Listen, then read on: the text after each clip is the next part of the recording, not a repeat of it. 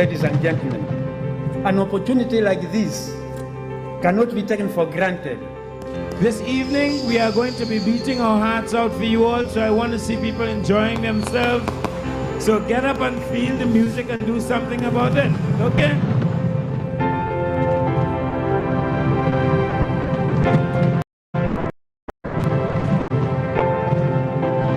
This event is a right of cultural democracy.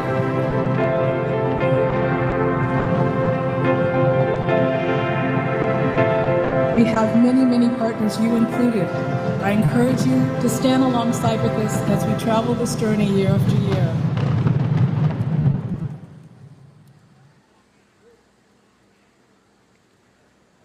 Good afternoon, ladies and gentlemen. My name is Mommin Al Rawahi, and I'm authentic Omani Shuwa chef. I have a business called Asaf by M in United Arab Emirates. I come from Oman. I'm married to a beautiful wife from UAE. For today, I'll be making Shuwa in an Instapot. So Shuwa is usually made in festive season. So it's something that's unique. We don't always have it on our table. And it's full carcass pit cooking. So we put the full carcass under the ground in a pit, Shuwa pit, for 24 hours. Some people put it for 48 hours and some people put it for 3 days, depending on the size of the carcass. We usually have lamb or a cow or a bull, depending on the size of the family. So I talk more about Omani Shuwa. It's usually done in Eid, if you guys know Eid, after fasting or after pilgrimage. They have it as a meal on the second day of the festive season or the third day. But this cooking brought people together around the world. So anyone been to Muscat or Sultanate of Oman? No? So oh wow, so you have tried the Omani Shuwa. So it's something that, no? You did? So it's something that people travel to Oman to have the Omani Shuwa. And as well as even people from the UAE, they travel during festive season to go and try the Omani Shuwa. We call it Omani Shuwa, and people from the UAE, they call it Tannoor. So it consists with 14 spices and special Omani vinegar, which is made from dates, garlic, water, salt, and a bit of chili flakes. So this is known for the special spice in the Omani Shuwa is the date vinegar, which is fermented for 30 days under the ground. So people make it in their backyard. They dig a small hole and they put the jar in the ground to ferment for 30 days. So this is what makes it special. And then once it's fermented, we boil it and we keep it, and can be used in many other applications, like on salad, on fish. Mainly for the Shuwa dish, it's done to tenderize the meat. So that's why we use the date vinegar, is to tenderize the meat. Because when you cook a full carcass, not every piece of the meat is tender. So we make sure that we tenderize the entire carcass to make sure everyone enjoys the meal. And for today, why am I showcasing cooking in an Instapot? I know my villagers are not going to be too happy because this is not the authentic way of cooking. Is because I want to give a chance for people, say studying abroad, or people who live in places which they don't have the capability to have a smoker or to have a barbecue area or to have a pit in their backyard. So I was doing a lot of testing at home, and I hacked into cooking Shuwa in an Instapot. Of course, there's one element that is missing is the mesquite wood, the smell of mesquite wood. But you get a similar result in very less time. Of course, smaller pieces. As for today, we'll be cooking lamb shoulder. So it's usually for the Instapot, smaller pieces work perfectly. And of course, we can get an Instapot that's the size of a carcass. So that's it. So there's a funny story I wanted to share is in the UAE, my restaurant's in the UAE. So I got a call when I opened my restaurant, because my restaurant is authentic cooking, so you have to pre-order before collecting your carcass. So I got a call before New Year's Eve that he was not from UAE, he was British, and he wanted for Thanksgiving. He pre-ordered for Thanksgiving. He's like, you know what, I want to break the ice. I don't want to cook a turkey, I want a full carcass on my table. So that's what even touched me, is like they want to change the routine of having a turkey. They had a full carcass, and his friends were very happy, and they were shocked as well. So that's something. Even what keeps me going is people use my order from me for something that they want to gather people, and this is even why I chose this to do authentic cooking, is to bring people together. You never have a Shuwa by yourself. You know, you never have a full carcass or half a goat by yourself. You'll always bring people together to have it. And this is the way we do it in the villages, and it's the same way from hundreds of years. It's the same technique, they do the same methods. But for today, I'll be showing you guys how to use the Instapot to cook Shuwa. So what does the spices consist of? The Shuwa mix. It consists of 14 spices, as you could see in front of me. Turmeric, coriander, seeds, and you have cloves, pepper, a lot of garlic, and tamarind, and cloves, cinnamon, chili flakes, depending on how spicy you want it. You know, the nice thing about this is it's what you prefer. Some people like it very spicy, and some people don't like the spice in it. And ginger powder, and the Omani vinegar and white vinegar, and we roast the cumin and the coriander seeds. I think any of you attended my talk there when I was there. Is I roast the coriander and cumin seeds. This is what gives the smoky taste to the meat, to the spices itself. As you know that coriander and cumin have a very sharp note to it when you fry it on the frying pan, when you toast it. So that's an important ingredient, and as well as lumi, dried lemon. So we get a nice piece of lamb shoulder. We clean it up, and we start blistering the meat, is to get the spices in the meat itself. So when it's in the Instapot, at least the spices go into the meat. It's the same way even when you tenderize a steak. If you have a very bad cut of steak, you punch holes in it to tenderize it.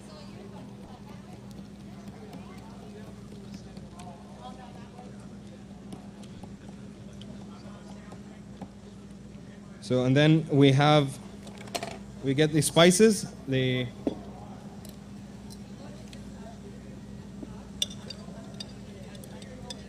You could use as much spices as you want. There's no limit. As much as you want. So you massage the meat to make sure that the spices are all around the piece that you're making. And a lot of people like to make neck as well, lamb neck, which is very, very tender because it has a big layer of fat on top of it. So that's another piece that people like to make as well. And a lamb neck that could fit in an Instapot, of course. When you make your spice mixture, is there one spice you use more than the other? It's all consistent.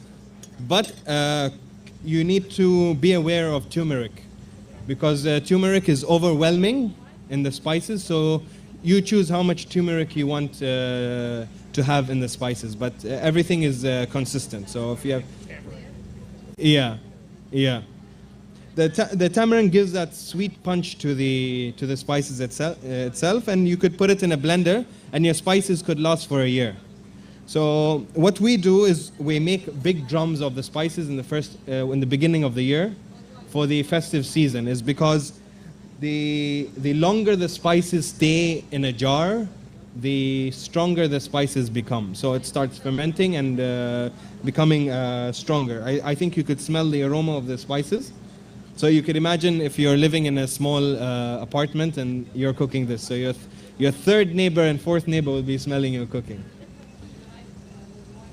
So what we do first, we add water, a cup of water in the Instapot, and we add a pinch of the spices to the water itself. Okay? And then we add banana leaves. So we're replicating the sack, the Shuwa sack. So we get a bit of banana leaves. And if you can't get banana leaves, you could use parchment paper. Yeah. So we add banana leaves.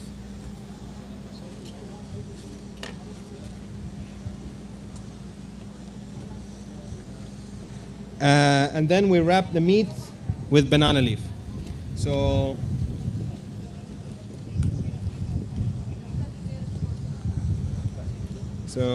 we'll wrap the meat in banana leaves.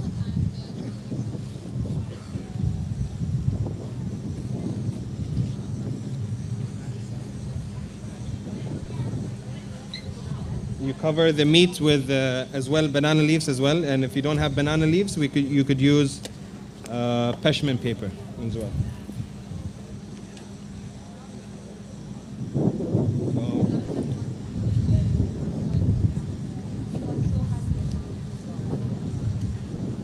So you close, and you have the heat to the highest pressure heat, and you keep it for 2 hours. So you could go for a jog and come back and your Shuwa is ready. So for Shuwa, I just want to talk more about the whole process of Shuwa in my village, or in Sultanate of Oman. It's not a one man's job. It's usually a group of people. So like say your brothers or your friends. One person will go and choose a goat.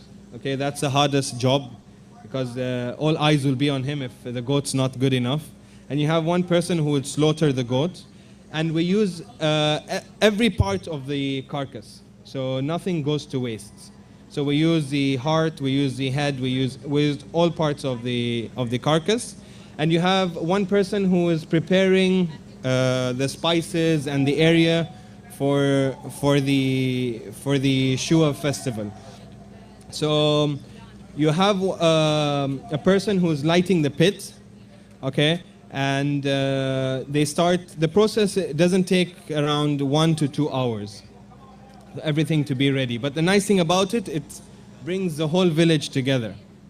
So, and another thing which makes it very interesting is there's no thermometer. There's nothing there to tell me that the meat is ready, but it only by time.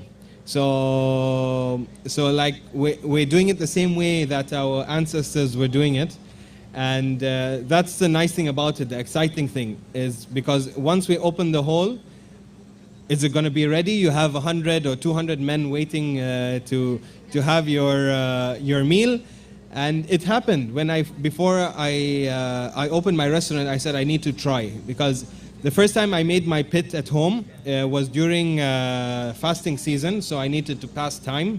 The days were so long, so I was like, you know what, I'm going to dig a pit and I'm going to make a pit. And it was during the pandemic. We weren't allowed to go out. And I said I would have to make a pit before the festive season. So every day I would start making the pit, and then a day before I said I would try.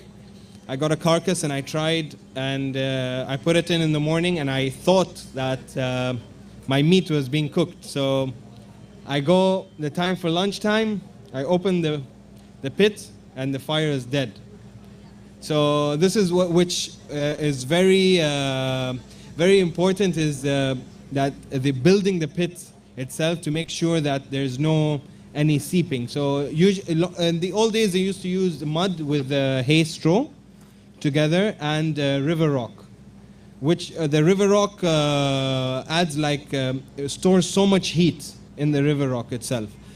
And they cover the hole with like a steel cover, and then they cover the sides to make sure there's no any leakage of heat or smoke from the side of the pit. And as well as the first 2 hours of the cooking, the meat is smoked. It's not like a brisket, you know, that you cook the meat and then you smoke it. But with the Shuwa, it smokes the first 2 hours, is because there's mesquite wood inside. So when you suffocate the pit, the wood removes a lot of smoke. So that's when it starts smoking, and then it starts slow cooking for 24 hours if everything goes as planned. And then when you remove it, it just falls off the bone. So I'll check if it's ready. No.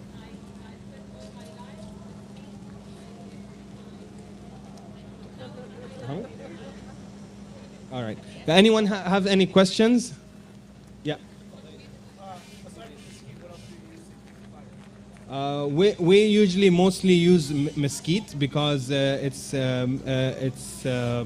have a lot of that in our country, and as well it's a very dense wood, and the smoke that gives it that aroma to the meat itself.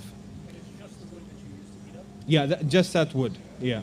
So we could fill up the hole with the mesquite and go ahead. So once you put the pit in and the cover on, there's no way to tell that you have consistent fire. It's just whatever temperature. Whatever temperature. How we learned from my ancestors is once the walls of your pit turns white, you're on optimum temperature. So when your fire brick is white, you're on optimum temperature. So, and as well as they have a technique of touching the sand on top of the cover. Okay, if he can't leave his hand for. But what are you gonna do if it's too cool? Can you add more? No. Yeah, that's what You will have to order from a restaurant and say sorry, something went wrong. Go ahead. I can't hear you. Lamb, cow, bull, goat, anything that we could eat as Muslims there. But you could use the technique could be done in anything, because even nowadays they use fish as well, a tuna. So, but not, of course, not for 24 hours. 2 to 3 hours, it's done. So they have big tunas and they put it in the pit, and it tastes really good with tuna. I can't. 1.2 meters is enough. Yeah. And people nowadays they use oil drum. You know, they put the drum in the ground and they use that. And as well as America's famous with pit cooking. So smoking brisket is where all the pit masters around the world are from the US. So it's a different type of cooking. Like we don't know what's happening down there. It's just like a guessing game. I'm praying to God that our carcass is cooked properly. And the funny thing about it, that there is community pits. I forgot to mention, there is community pits. So in a village, you'd have a community pit which could hold 50 carcasses inside. So people will ask me, how would you identify each one? The sack will all look the same. So people used to put the license plates or Coke cans, different numbers of Coke cans or Sprite cans in their sack before throwing it down. But it's a very fun event to watch and very nerve-wracking, because you could imagine a huge pit like would fit 50 carcasses, and everyone is throwing their sack in the pit. So that's what makes it a community event, and as well as everyone enjoys eating it in the end, because everyone is waiting. You know, the second day after 24 hours, everyone is by the pit, and the head of the village will come and say, okay, it's time to open the pit. So once they open the pit, because you can't say, oh, you know what, I want mine now. There's no, once it's inside, you have to wait for everyone else. And even they go back home with it, carrying it together and reaching home and opening it as a family as well. So once the meal is prepared and it's ready, what would you normally serve it with? We serve it with white rice, usually white rice, usually with pilau rice, the Pakistani rice, the basmati Pakistani rice, which is a bit brown, with yogurt and a salad on the side. And some people even have it with honey as well. And you should try meat with honey. It tastes really good. Like a lot of people were telling me, no, I'm not going to try it because of the sweetness of the honey, but it works perfectly. Because during the festive season, we actually eat meat 3 times a day.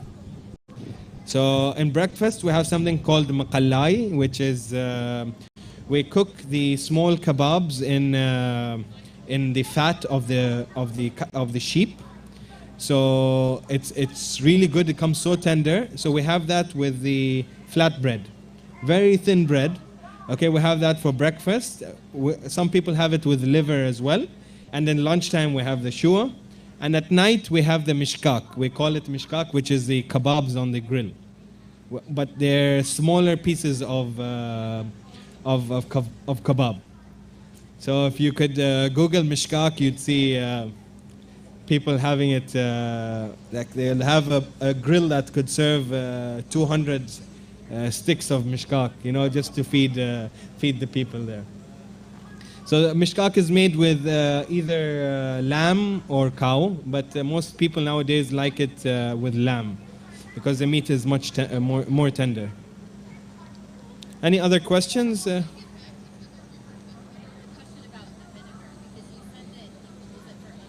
Yeah.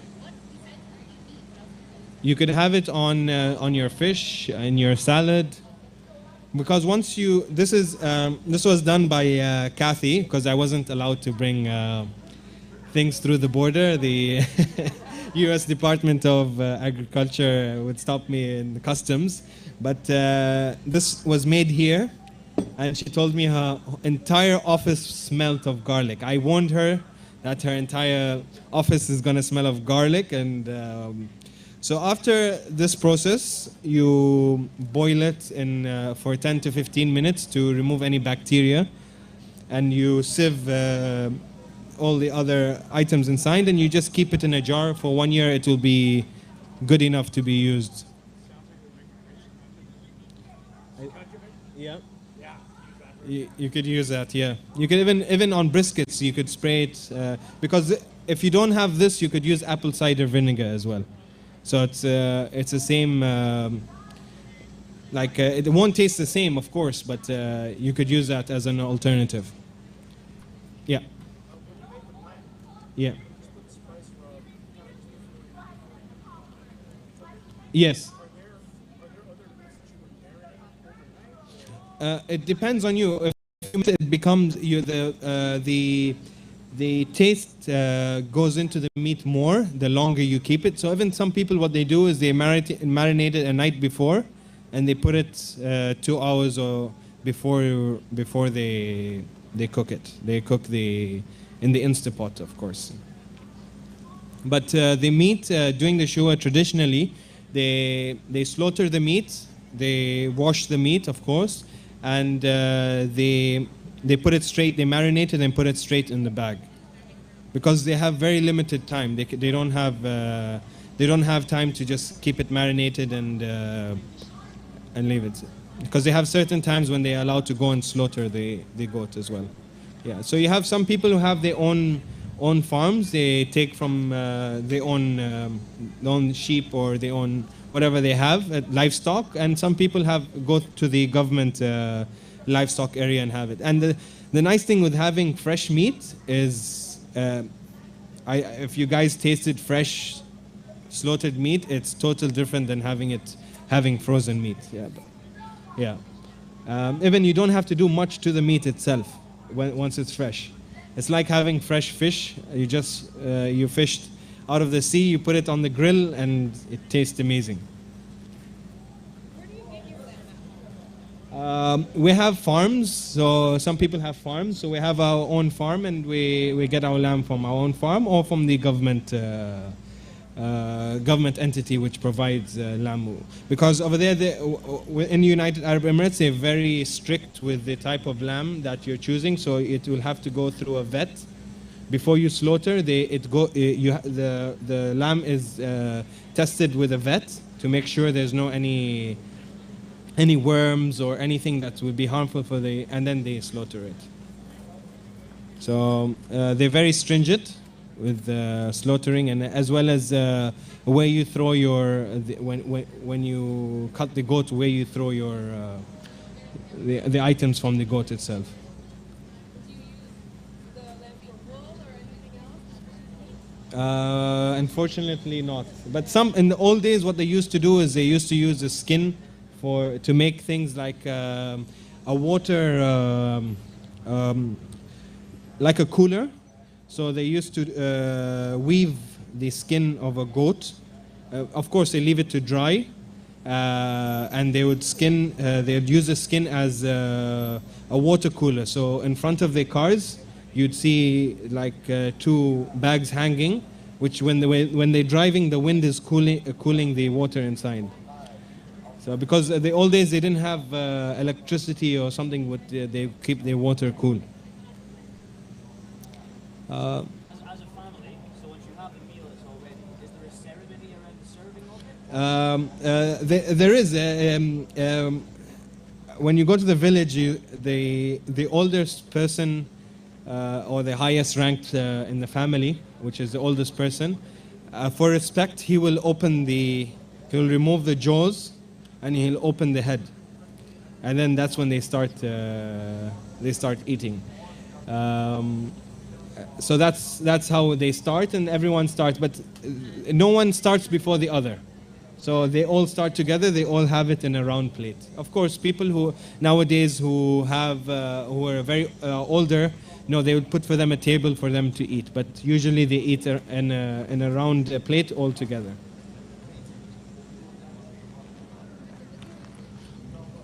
Sorry, random question. No. Is there a tradition around giving someone meat? So is there ever you give someone? Yeah, if there is a guest coming, so he'll be around the plate. So they would always be serving him more meat. So the person in the household will eat less than the guest himself, out of respect and to make him feel at home. So you'd see people just taking a chunk and just putting it in front of you to eat. But I know with the coffee ceremony, they were talking about the person who makes the coffee striving for making sure it's okay. yeah. Is that the same where you're trying it before you give it to your guests? We're doing it all together. So of course, you get the people there who is cutting. He'll have a test before the other people in.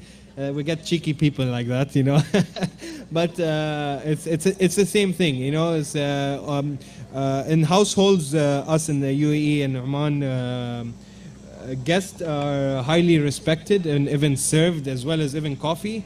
As you heard, that the person serving the coffee would serve with the right hand, okay, and always stay standing. So he will stand beside him just in case he would see eye contact, he would need more. And if he shakes his cup, then he's done. And if he gives you the cup, you have to pour him more coffee. So, you know what makes, I like that the tradition is still there, you know, that, and it's something that it's a norm to us, you know, like when guests come, it's so little to serve, you know, like you could serve dates and coffee and that's enough, you know, it's just out of respect. Any other questions?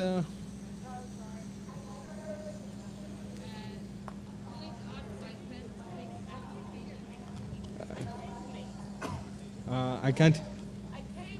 Oh, you came late. Yeah.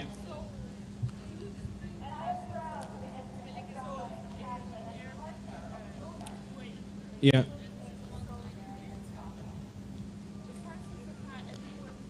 I can't hear.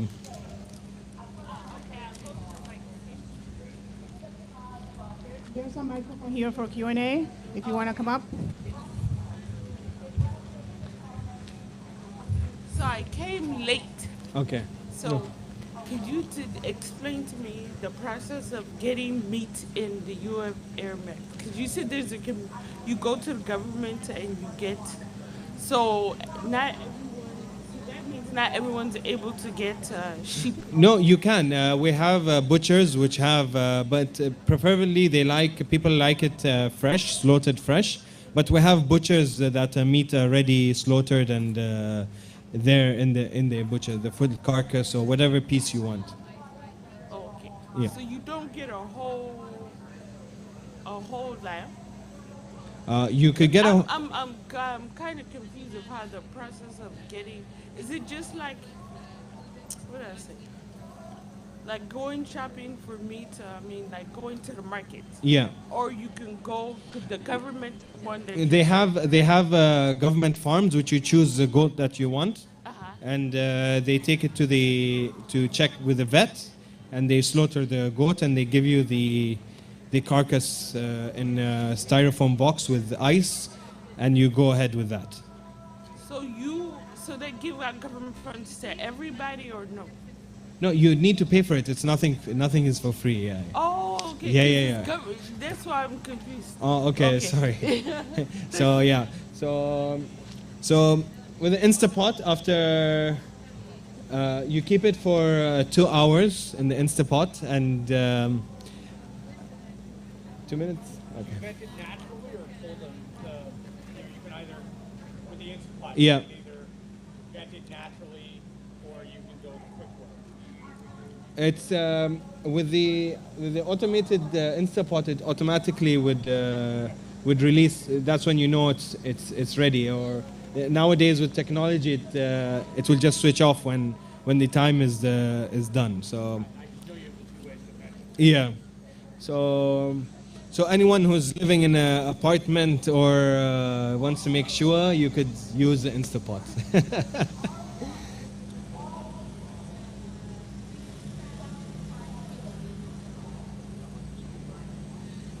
Any other questions you guys could ask? Just, yeah.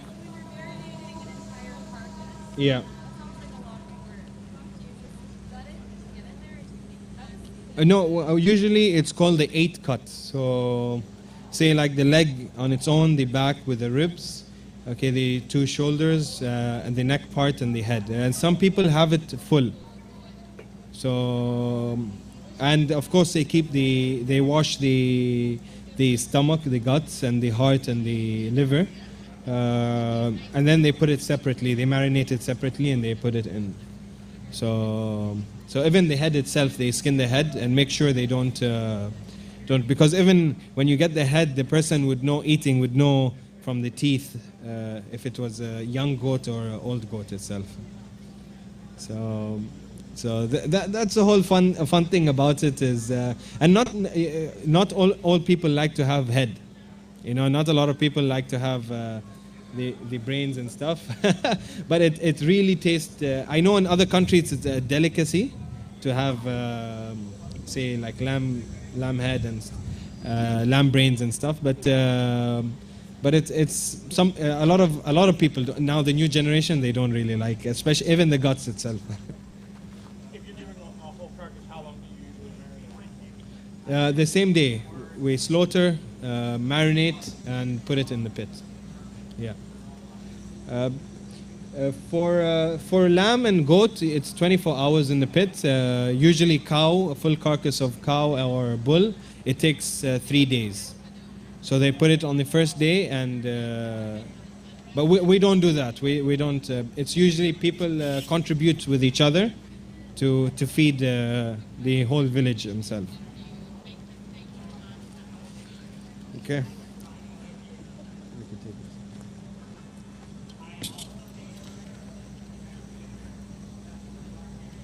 Be careful the wire. Okay.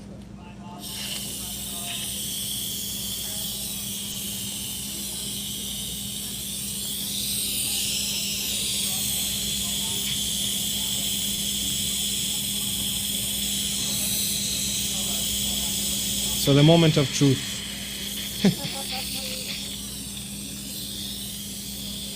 And the nice thing about authentic cooking is not every cook is exactly the same. You know, you could never be perfect every time that you cook, especially in a pit, because Mother Nature even plays a big role. Soon.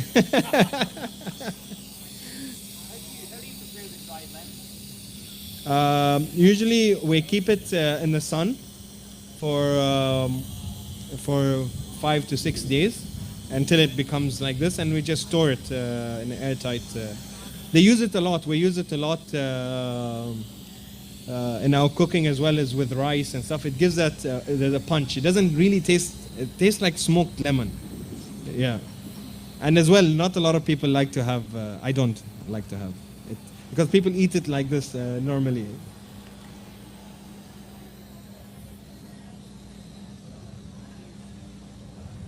Any other questions until this is done?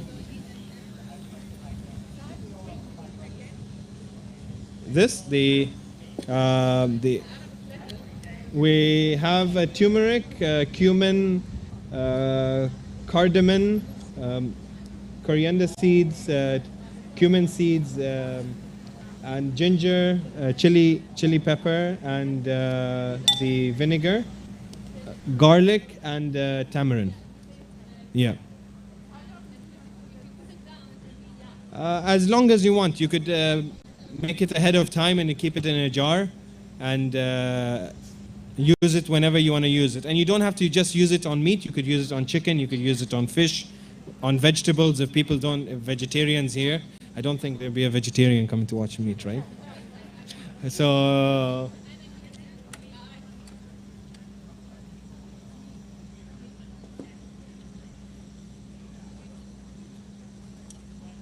Let us check.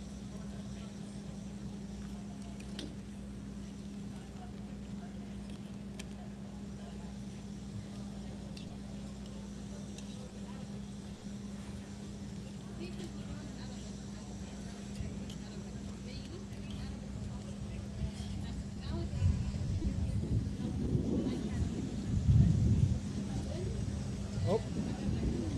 So you know it's ready when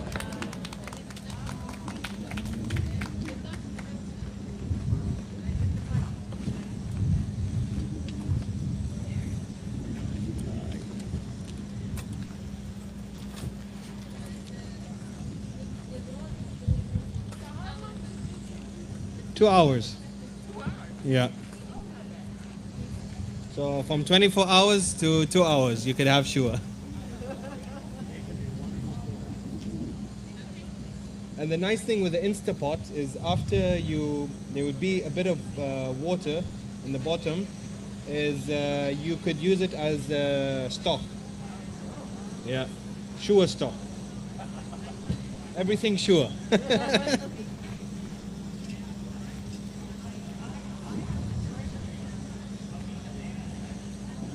Got my tongs, but let's do this.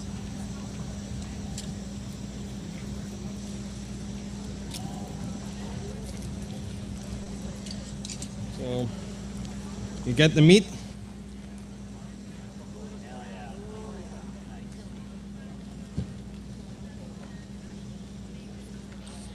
That's when you know that it's ready.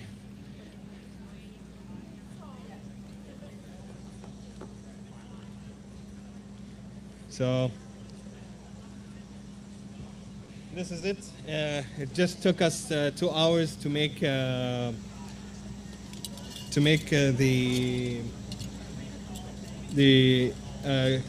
lamb shoulder, okay, as well as the lamb leg. It will take the same time, okay, and this is the result.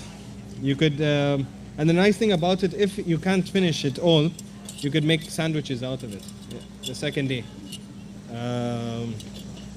So this is it.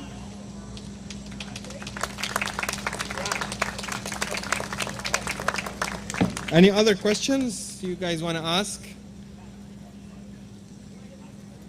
Yeah. I forgot to mention we're no testing allowed due to the festival rules and regulations. Well, that just means we have to make it ourselves. So now you know the secrets and tips and tricks. The recipe will be available online in the Smithsonian website, so you could get the full recipe as well as it being cooked in the Insa pot. Go ahead.